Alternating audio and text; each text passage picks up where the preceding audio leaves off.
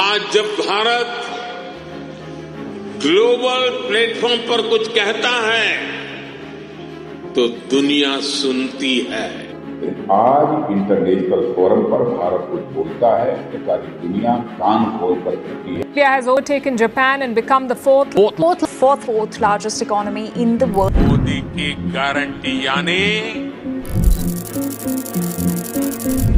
Guarantee पूरा होने की गारंटी। क्या आपको वाकई लगता है दोस्तों कि भारत विश्व गुरु बनने के दहलीज पर खड़ा है, या फिर चमकती हुई हेडलाइंस और चमचमाते आंकड़ों के पीछे असली तस्वीर हमसे छुपाया जा रहा है?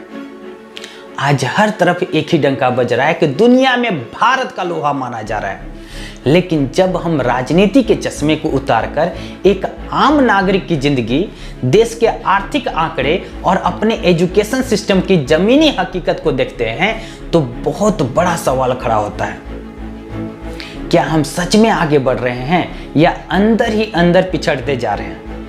आज के इस वीडियो में बिना किसी पॉलिटिकल एजेंडे के हम बिल्कुल सटीक रिपोर्ट और डेटा के साथ इस बात का सच जानेंगे। अपनी आंखें खोलने के लिए इस वीडियो को आखिर तक जरूर देखिएगा। मेरा नाम है दयानंद विश्वकर्मा और आपका स्वागत है मेरे इस चैनल पर। उनकी तरफ जो है नेतृत्व करने की निगाहों से देख रहा है, विश्व गुरु के रूप में देख रहा है। विश्व गुरु आजकल नहीं, विश्व गुरु होना चाहिए। विश्व गुरु कभी थे। इसके सामर्थ्य के आगे कोई भी सबसे पहले बात करते हैं उन ग्लोबल रैंकिंग्स की जो किसी भी देश की असली स्थिति को दुनिया के सामने रखती है। अगर हम हाल की रिपोर्ट्स पर नजर डालें तो कुछ आंकड़े सच में चिंताजनक है। एशिया का सबसे बड़ा स्लम धारावी।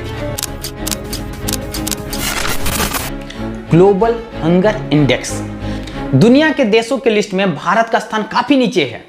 127 देशों में भारत का नंबर 102 पर आता है, जो कि यह दिखाता है कि आज भी हमारी एक बहुत बड़ी आबादी तक सही पोषण नहीं पहुंच पा रहा है।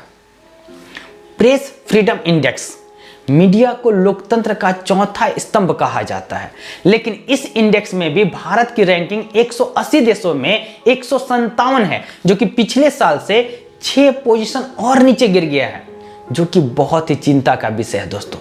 ह्यूमन डेवलपमेंट इंडेक्स यानी कि शिक्षा, स्वास्थ्य और बेहतर जीवन स्तर के मामले में हम अभी भी दुनिया के कई छोटे छोटे देशों से पीछे चल रहे हैं। वर्तमान में भारत का रैंक है 130। अब सवाल यह उठता है कि अगर हम विश्व गुरु बन रहे हैं तो इन बुनियादी और जरूरी रैंकिंग्स के ग्राफ हमारे नीचे क्यों गिरते जा रहे हैं? अब आते हैं देश के सबसे बड़े मुद्दे पर, इकोनॉमी यानी कि हमारी जीडीपी। सरकार का दावा था कि हम दुनिया की तीसरी सबसे बड़ी अर्थव्यवस्था बनने जा रहे हैं, लेकिन होता है इसका जस्ट उल्टा। हम चौथे स्थान पर थे और नीचे गिर करके छठे स्थान पर आ जाते हैं। सबसे बड़ा झटका है प्रति व्यक्ति आय, पर कैपिटा इनकम। देश की कुल जीडीपी तो बहुत बड़ी है क्योंकि हमारी जनसंख्या भी तो बहुत ज़्यादा है, लेकिन अगर एक आम भारतीय की कमाई देखी जाए तो हम दुनिया में काफ़ी पीछे चले जाते हैं। इसके साथ ही महंगाई और बेरोजगारी का ग्राफ लगातार ऊपर जा रहा है। आईटी सेक्टर से लेकर के मैन्युफैक्चरिंग तक नए रोजगार जनरेट नहीं हो पा रहे हैं। शेयर मार्केट तो ऊपर जा रहा है, लेकिन आम आदमी की जेब लगातार ढीली हो रही है। पेट्रोल, डीजल, गैस और फर्टिलाइजर के दाम आसमान को भी पार कर गए। किसी भी देश को विश्व गुरु बनाने की ताकत उसके एजुकेशन सिस्टम में होती है, लेकिन हमारा एजुकेशन डिपार्टमेंट आज किस दौर से गुजर रहा है आप भली भांति जानते हैं। आप सड़क पे क्यों आई हैं? हमारे स्कूल में टीचर नहीं है, टीचर कमी है। देखो हमारे यहाँ ना 1000 बच्चे हैं और टीचर 20 भी नहीं है। कोई टीचर में बढ़ोतरी जो है वो नहीं हुई है, क्योंकि 350-400 बच्चों में 2 टीचर होना अच्छे हैं पढ़ने में। एक तरफ बड़े बड़े आईटीज और आईएम हैं तो दूसरी तरफ हमारे आम सरकारी स्कूलों और कॉलेजों का सिस्टम लगातार खराब होता जा रहा है। यहाँ तक कि सरकारी स्कूल बंद होते जा रहे हैं। हाल के दिनों में देश के सबसे बड़े कॉम्पिटिटिव एग्जाम जैसे कि नीट, नेट और राज्य स्तर पर परीक्षाएं, पेपर लीक और धांधली के मामले बहुत बार सामने आए हैं, जिन्होंने लाखों छात्रों का भविष्य अंधेरे में डाल दिया है। दोस्तों पिछले 5 सालों में 41 एग्जाम पेपर्स लीक हुए हैं, जिसकी वजह से 1 करोड़ 40 लाख स्टूडेंट्स के साथ धोखा हुआ है। अरुणाचल प्रदेश, झारखंड, उड़ीसा, उत्तर प्रदेश स्टेट में 2-2 एग्जाम पेपर लीक हुए। हरियाणा, महाराष्ट्र, कर्नाटका 3-3 पेपर लीक हुए हैं। वहीं जम्मू कश्मीर, गुजरात और बिहार में 4-4 पेपर लीक हुए हैं। उत्तराखंड में 5 पेपर लीक हुए हैं। मध्य प्रदेश और तेलंगाना में 6-6 पेपर लीक हुए हैं। पिछले 5 सालों में सबसे ज्यादा राजस्थान में 8 पेपर लीक। बिना एक मजबूत और साफ सुथरे और ईमानदार एजुकेशन के कोई भी देश महाशक्ति नहीं बन सकता है। तो फिर सच क्या है? क्या देश बर्बाद हो रहा है?